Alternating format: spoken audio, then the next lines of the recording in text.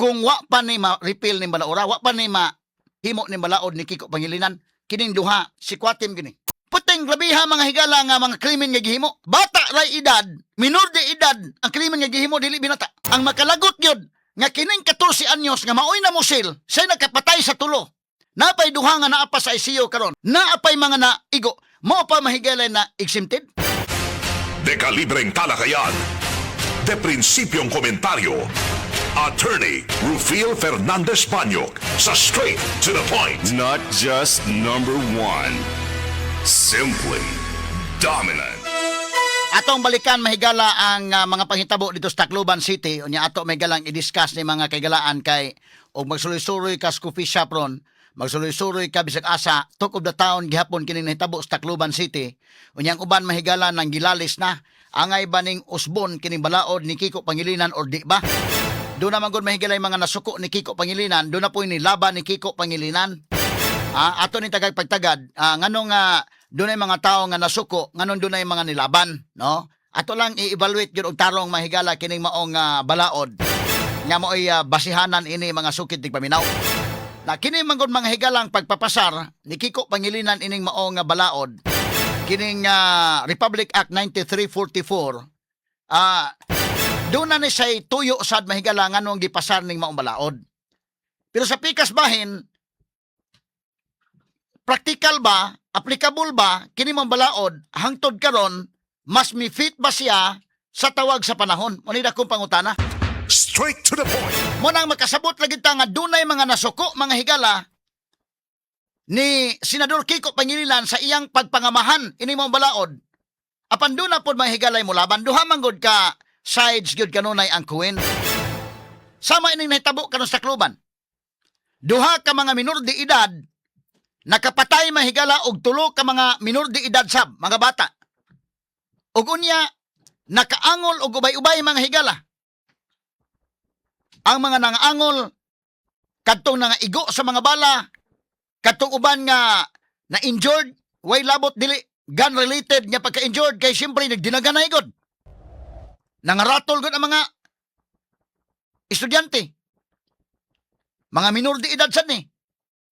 So mo na nga duha ka sides. Ang mga parente mahigala ini mga biktima kini mga namatay suko gyud mangita gyud hustisya.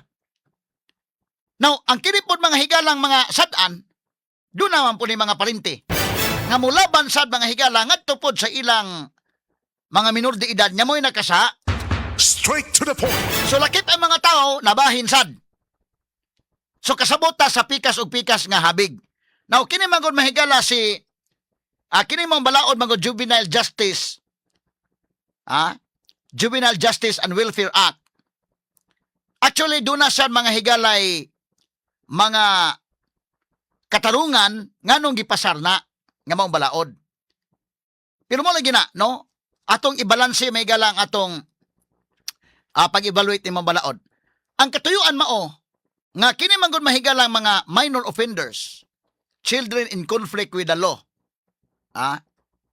Kana man gud mga bata, once makasa sila mga higala, dili pa stable ba ang ilang hunahuna. Muna nga dunay mga judgment mahigala nga kanang nasipyat paghukom ang usa ka bata. Ug unya kung makasa sila unya wa ning Juvenile Justice and Welfare Act nga iipon sila sa mga hardened criminals, ang mahitabo ana mga kaigalaan mainay nga ma-rehabilitate ang bata, inigawas mga higala niya sa usa ka rehabilitation center. Ni samot na hinuon mahigala inimog-imong ibalik sa katilingban ang bata. Ni samot na hinuon siya ka kriminal kay natakdan man siya sa mga dagkong kriminal nga iyang kaipon dito sa prisuhan. Straight to the point. Manay mga prinsipyo diha nga dili iipon kanang bata ngadto sa mga hardened criminals. Mao ni ang mga katuyuan ini mao balaod. Kay ibutang ta mahigala kanang bata ron nangawat karon upan. Gigutom ng bata.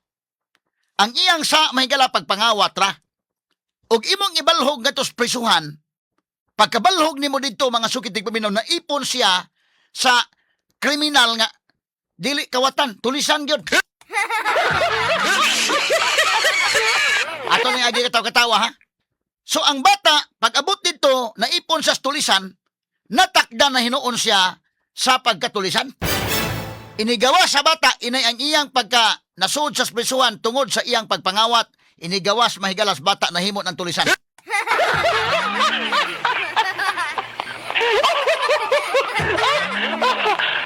Ato lang ni agi katawa-katawa mahigala.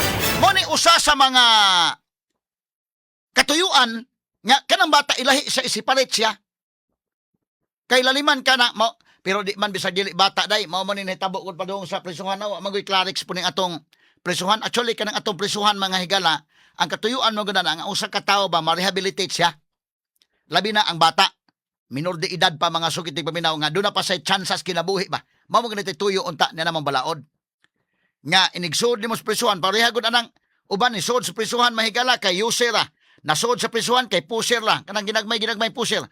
Pag abot dito, mong gi-expect nga mag-o siya dito, inigabag-o niya, inigbakahuman sa serve siyang sentence, inigawas niya, bagong buhay na siya. Manoy tayong ginganlan ito sa unag, bagong buhay rehabilitation center. Ya karon ginganlan mahigalag CPDRC, Cebu Provincial Detention and Rehabilitation Center. Nga naman, ma-rehabilitate ka ba? Buti pasabot, maayo ka, i-rehabilitate ka. O sa balay pa na mahigalag, i-rehabilitate. Sa to pa, ang balay nga naguba, giayo. Inigbalik ni mo sa katilingban, maayo na ka. Anay tabo mga mahigalap, pusher ka pagpadong sod. Pagawas ni mo, nahimo na hinukang dragloy.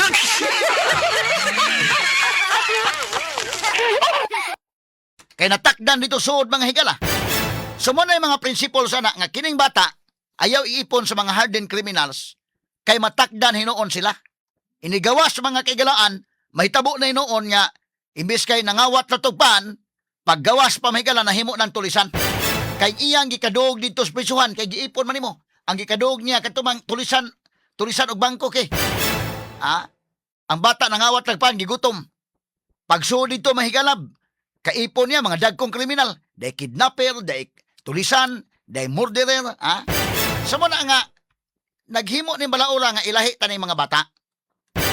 Dunay katarungan. Actually kining mao nga balaod mahigala. Ang problema ni karon, kung ang edad maoy bata, unya ang krimen nga gihimo, kana gud untang pangawat panday, pangawat og kuan na, madadara na mga higala. Pero problema na ron, kung ang edad ray bata, ang krimen nga gihimo dili binata.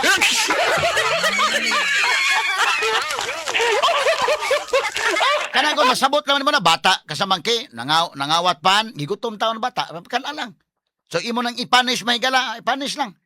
Ikuan lang pero dili lang kuan kana bang i-correct lang. Pero kana magud mahigala lang bata ang edad, pero ang krimen nga gihimo murder, dinagkong krimen mahigala pamusil. Lahi na ng istorya hasad mga sugitig paminaw. Mo na diha ron nga diha na ang lantugi ron. Mara kasabot ka nganong dunay mo support in balaura, labi na kato mga palinti atong namusil, pero doon na po inisupak kato mga biktima. Kay kini balaura mo raman og tagaan mahigalag dakong importansya ang mga kriminal day nga mga bata. Nya unsa man ditong mga biktima kinabuhi man to nakalasad. Maunsa naman to sila wa to sila hustisya. Mo na karon nga do na mahigalay mga hisgutanan labot ani. Ato ipadayon paghisgot ron taon-taon man lamang sa pipila ka mga pahinom. Ang Cebu Metropolitan Catholic Mass Media Awards. Best Radio Commentator, Best Newspaper Columnist, and Best Public Affairs Anchor. Attorney Rufil Fernandez Banyok sa Straight to the Point. Straight to the Sa atong Point. balikan, no mo nay katuyuan ang rasyonale nganong gipasar ni mao balaod. Nga madipinsahan kana mga bata nga mga nakasa nga doon na pa'y tsansa sila nga mag-usab sa ilang kinabuhi. Nasa pikas bahin, ang pangutana inindako ron, ang mga bata na ba karon indakin medyo lahi na kaniadto. Straight to the point. Dagkong tao na naman ni kaisla.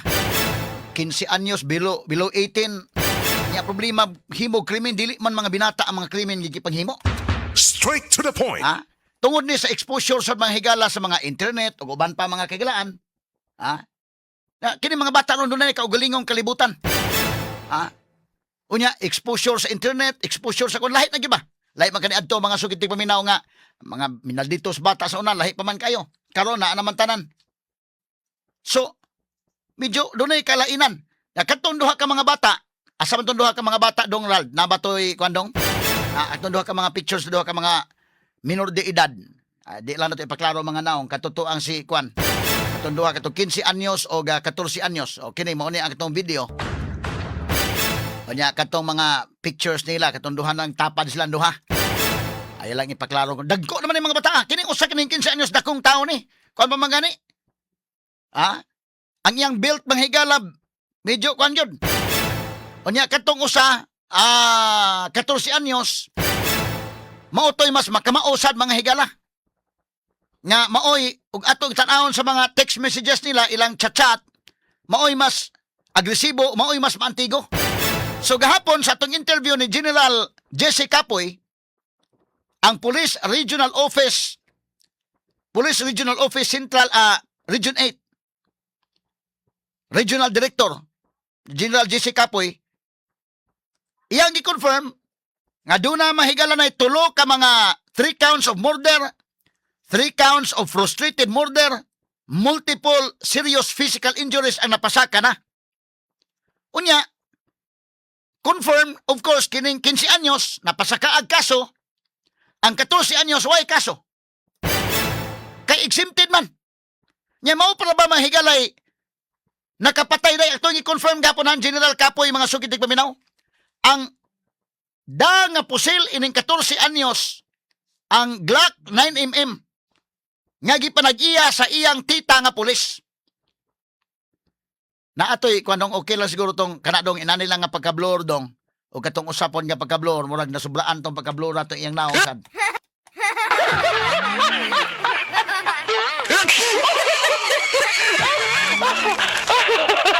Ay agi katawa-katawa mahigala. So, confirm mga kaigalaan nga, tanaw ha, ato na confirm gahapon ni General Jesse Capoy katong ilang chat-chat, confirm to. Nga ila tong chat-chat. In fact, nana karon ang cellphones mahigala ni ining duha. Nana sa custody karon sa atong PNP. I hope nga matagaan lang bag in-depth investigation, doon na lagi justicead nga makuha taon tong mga biktima, mga sukid dig paminaw. Jason Capoy dito. Mo to si Kwan. Ato mahigalang na-interview kagahapon. Unya kinini ang confirm ang mga chat-chat nila, confirm nga 9mm ang dala ni ining 14 years old nga gikan sa iyang tita nga pulis. Ang katong 15 years old 38 caliber usa ka bala. So ang nakapatay tanan kaniha, ang nakapatay sa tulo kining 14 anyos mo'y nakapatay sa tulo. Mana ako kasabot ko sa mga tao ron, suko gyud kayo mga tao ron. Suko gyud kayo sila mga higala. Nining balaura ni Kiko Pangilinan, kasabutan nga nganong suko sila. Pero akong gi-explain niyo, si Kiko Pangilinan in fairness niya duna sa tuyo unta nining mong balaod. Ang problema nako, kung kini mong balaod epektibo ba ni karong panahon na? Muna ako nangutanan gyud kon General Jason Capoy gapon, kamo General, ako kakita ko sa actual sa field. Kami sa media kakita mi. Labi na kita sa broadcast media kay mas kita gyud una. Labi na kita sa DYHP na mga panghitabo na gyud reporter pa dito. Kita ta. Muna kasabot ta unsay sitwasyon. Di ta nang may istorya lang og kuan mahigalag analysis nga wa kakita. Kita man nandun mga dagkong panghitabo, ako mismo muta ako sa field para kasabot ta unsay field dito. Kada mga baha, mga linog ta no ata dito. Para gawas atong komentaryo, kasabot ta sa dili ba lutaw ang atong komentaryo. Muna nga, nangutana po tan General Jason Capoy. Kamo may frontliner, kamo maginag execute imong balaod, unsa may inyong tan-aw? Nara ni mog tubago ni mog dili ako pangutana, pero ikaw mismo unsa ka? Okay ka nga ato ning i-repeal, ato ning i-amend ning mong balaod? Para niya day open man siya day. Ngano man ang mga pulis ro na minaw, open sila. Sila may nakakita sa actual dito nga kini mga batan-onon, kini mga minor de edad. Puting grabiha mga higala nga mga krimen nga gihimo. Bata ra edad, minor de edad. Bata ra edad ang krimen nga gihimo dili binata. Straight to the point. Dinagko nga krimen. Sumo ka na nga nangutana tag klaro. Nya kini nga sa Tacloban ang hitabo ini kining 14 anyos nga mora bay exempted. Ay kining 15 anyos mahigala napasakaan magkaso. Ang kining 14 wa nga naman exempting circumstance man siya.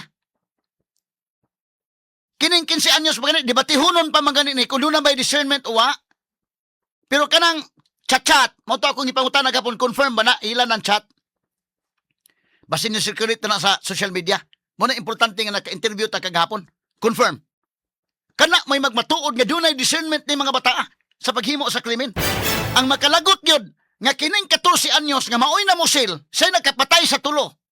Napay duha nga naa pa sa ICU karon. Naapay mga naigo, mo pa mahigala na exempted? Tungod ni sa balaod, kay plangka-plangka ha, dili pag-unsa ba? Ako i-explikan ninyo, dunay katuyuan sa Kiko Pangilinan.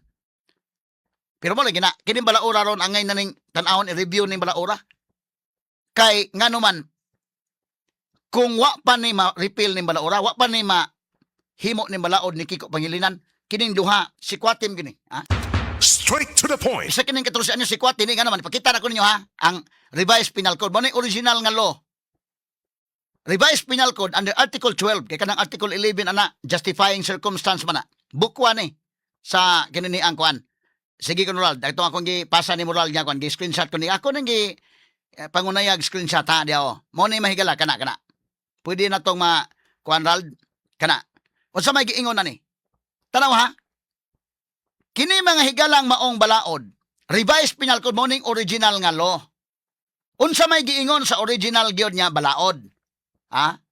Matod pa mga sukid ti paminaw sa original gyud nga balaod sa kinini ang Republic Act 3815 katong revised penal code. Matod pa mahigala sa Article 12 paragraph 2 kining mga exempting exempt sa criminal liability. Ang ikaduha na kanang paragraph 2, a person under 9 years of age. Straight to the point.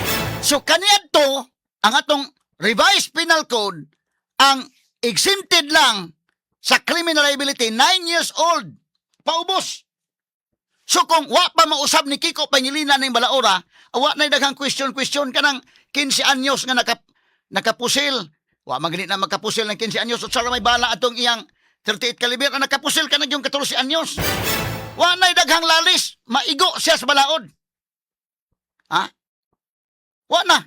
Karon wa mapasabot na juvenile justice nga makagawas na. Dili makagawas pa ning 14 years old. But dunay intervention. DSWD may mudaan ni kining duha. Tuwa naman sa DSWD. Manang gipangutan to kapag hain maning duha ron. Wala sila under the custody of the PNP ha. Naa sila sa DSWD. Unsa may treatment dito? Dili man na penalty day. Dili man na punishment. Itatar na sa dito lahi nga treatment because children lagi. So ang original nga balaod ani 9 years old pa ubos. Mao kanay exempted sa criminal liability. Ang karon kang Kiko Pangilinan magod 15 years old pa ubos. Dako kay kon ba? Pag usabin ni balaulan maka gikan sa 9 years old 9, 10, 11, 12, 13, 14, 15. Unong katuig day? Ha? Muna nga kung wa pa unta ni mausab na balaulan kining 15, 14 si kwate ni sila duha. Pero karon kay giusab man ang 15 maoy si kwatihonon ang 14 wa na. Exempted. Pero hamon yung original oh. Tanawa ang paragraph 2. Ang paragraph 3 ana. Paragraph 3 hagi ingon oh. A person, ang katong discernment, kinahanglan og discernment, person over 9 years of age, under 15, unless he has acted with discernment. Sa to pa, kaniadto ang 9 years old, paubos, exempted na. Pero 9 years old na ka, 10 years old na ka, 11 years old na ka, pero below 15 years old ka, tan-awon kung doon na by discernment ang imong paghimo sa krimen. Sa to pa ang tan-awon kung doon na by discernment, but pasabot sa discernment nga, ikaw naghimo ka sa krimen, dili na ba, na ba kasakto na ba ka sa panguna-una, kahibaw ba ka unsay consequences, kahibaw na ba ka ning imong gihimo. Ang tan-awon nga discernment kaniadto, 15 years old, between 9 years old to 15. Pero kung 9 years old ka, 8 years old, 7 years, automatic, exempted ka. Pero, between 9 years old to 15, tanawon kung doon na ba kayo discernment, karon na bali man ni ron. Kaya sa pagkakaroon mahigala, 15 years old, automatic, exempted man. Nga 15 years old to 18 years old, mo na tanawon kung na discernment, dakog kalainan dakin. Dakog kalainan. Mo na nga kasabot ta, Ang mga tao suko kayong kiko pangilinan ron. Nini mo malaod. Straight to the Kaya mo na point. mga naglabanay mo ni ron ba politika man sa guni nga doon ay mo laban ni Kiko, doon namang higalay na sukong Kiko. Pero ako sultian tamos klaro. Kasabuta nganong dunay mga nasuko ron. Kasabot sa nga doon na mahigalay yung laban. Kaysa ako na nagingon unta ang tuyo unta ni ba? Nga dili lagi iipon ang mga bata sa hardened criminals. Mo man hitabo ron tanawa. Tuwa sa DSWD. Okay lang kahimtang dito. Kasabot na taon sa facilities DSWD dili man na presuhan. Okay man lang kahimtang dito. Sakto man sa... Mabitaw, kalimang kang bataa, kini 14 anyos ay kasabot sa day nga. Okay man ta dito sa suod, kina schooling. Padayon man lang, eskwela sila, dua-dua sa dito suod. Kanang, wala lagi kuan, kasabot siya sa ilang text-text, sa ilang chat-chat. Kasabot ni 14 anyos. Fully aware siya sa balaod mga sukid di paminaw. Straight to the point. Ha?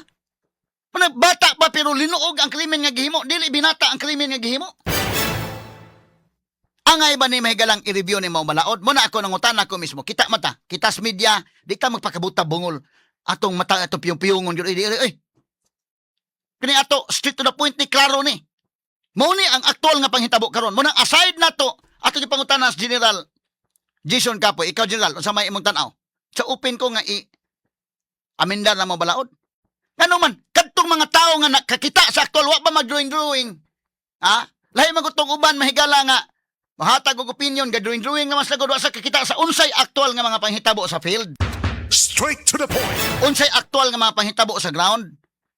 Kung makakita ka nga, Jesus marusip. Kana mga tulisan day, kana kung 18 years old below, 17 years old, nana, 16, dagko na mga tao ng mga bata. Ha? Lahi ka ni adto nga, wa pa'y mga internet, bisa ka na magbinaldito ka na mga rape cases karon, nya minor, automatic, away, exempted, nya naripan tong usa. Ang babae, may lang, sus Ginoo ko. Nya gipatay pa gyud. Tama, nang rape, nang gipatay. Nya ang 14 anyos man na. Dewa exempted?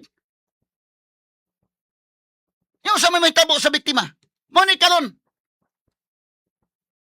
So medyo dunay kalainan, dunay kakulian ba? Dunay panawagan nga i-review ni Mao Malaod. Kay aside mahigalaha kining napaiuban mo gamit ini mga bata. Nya aware sila karon na kung ingon inidakpan sa pulis mo pa moingon day karon taon-taon sila buhian man gid mister kay minor gud mister.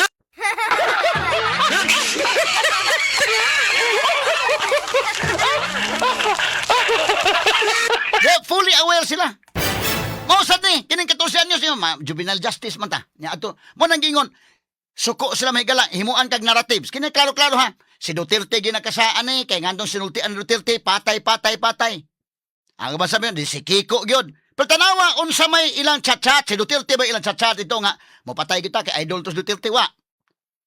O kitang patay ta na may juvenile justice. O kinsa man kang Kiko. Kaya prangka-prangka na akong pag-istorya ha. Okay lang ibas lang ko ninyo ang uban. Why problema. Pero kani ato prangka-prangka ni straight to the point ning atong klaro-klaro nitong istorya mga higala. Nakibaw man sa kuno na dili mo pabor sa kong opinion, okay lang, respetaran ta na. Pero na po pwede mo dipinsa diha mga higala. Sige ka mo lay pagdebate kay wa ko'y panahon sa mananaw sa inyo mga messages kay busy kita. Pero kini ato klaro-klaro ni nga kini mga higalang sitwasyon karon medyo dakog kalainan magod labi na ang exposure sa mga batan-on karon og kaniadto. Kanito wa pa mga internet, wa pa ma-expose ni mga batanon ko 9 years old good below. Kung wa pa mausab ni balaura 9 years old below ra mo exempting under sa exempting circumstance, walay daghang pangutana. Ngano man kinigong 14 anyos mo pa may hinuoy na kasaday kay katong 15 atong gipangutana sa General Capoy gapon. Ang katong 15 anyos may nagdaas sa 38 caliber nga ang bala usara. Kinsa may nagdaas na MM? Ang 14 anyos may nagdaas so siya may namusil. Siya ay nakapatay sa tulo. Siya ay nasa ICU pa ng uban. Pero siya mo exempted? Siya exempted. Di ka magkuha na, di ka mainit maghunahunaan ng kalakiha. Straight to the point. Siya exempted. Kay minor man siya. Siya man mo ay 15 years old below. Kining 18 years old, between 15 to 18, exempted gyapon ni pero tan-aon kung doon na by discernment. Diha na ang lalis kung na by discernment uwa. Muna importante ning chat-chat nila mga higala. Straight to the point. Nga paghimo sa krimen nakasabot sila Dili sila, fully aware sila. Unsay may tabo nila. Not just number one. Simply dominant. Inyong napapakinggan ang Best Radio Commentary Program ng 20th Cebu Archdiocese Mass Media Awards. Straight to the point ni Attorney Rufil Fernandez Banyo.